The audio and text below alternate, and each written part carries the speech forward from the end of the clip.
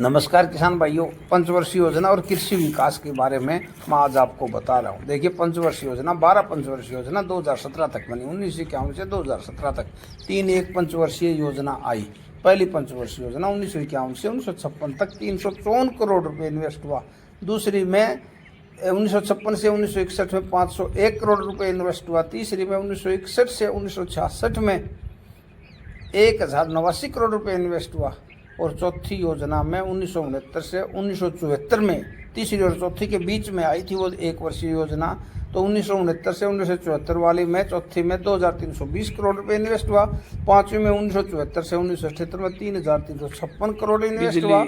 छठी योजना में 1980 से 85 में 6672 करोड़ रुपए इन्वेस्ट हुआ। सातवीं योजना में 1985 से 1990 में रही और 10,542 करोड़ रुपए इन्वेस्ट हुआ। आठवीं योजना में 1992 से 97 तक चली, 22,866 करोड़ रुपए इन्वेस्ट किया गया। नौवीं पंचवर्षीय योजना 1997 से 2002 तक चली, जो 58,938 करोड़ रुपए खर्च किया गया। 10वीं योजना 2002 से 2007 तक चली, 1,43,026 करोड़ रुपए इन्वेस्ट हुआ। 11वीं योजना में 3,51,665 2007 से 12 में, और 12वीं 2012 से 17 में 5,23,550 करोड़ इन्वेस्ट हुआ।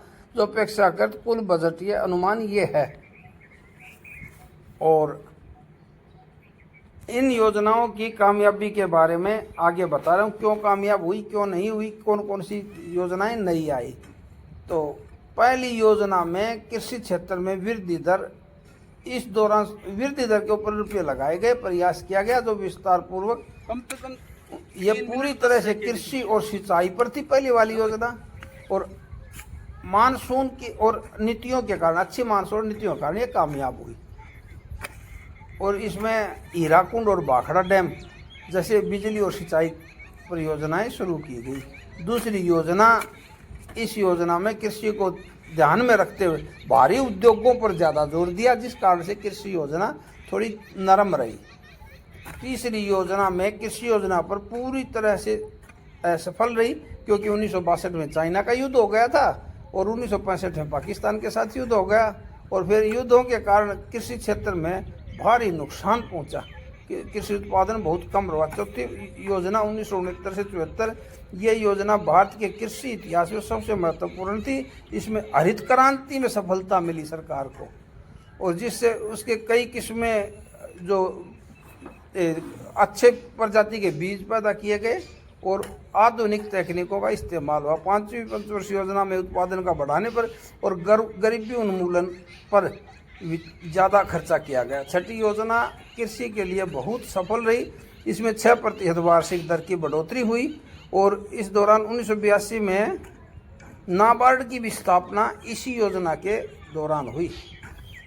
सातवीं योजना 1985 से 1990 तक चली। इस योजना में 4% की वृद्धि दर रही। हरित क्रांति के दायरे में पंजाब और हरियाणा से बाहर निकलकर देश के अन्य हिस्सों में, विशेषकर पूर्वी राज्यों में इसको फैलाया गया। अब आठवीं योजना में उदारीकरण योजना, जैसे फसलों का और दलहन का और तिलहन का उत्पादन पर विशेष ध्यान दिया गया। नौवीं योजना, इस योजना में कृषि विकास में काफ़ी उतार चढ़ाव देखे गए। इस योजना की अवधि में किसानों की वित्तीय मदद के लिए किसान क्रेडिट कार्ड भी इसी योजना में 1997 से 2000 के बीच, इसी योजना में 1998 में किसान क्रेडिट कार्ड शुरू किया गया था। 10वीं योजना 2002 से 2007 तक चली।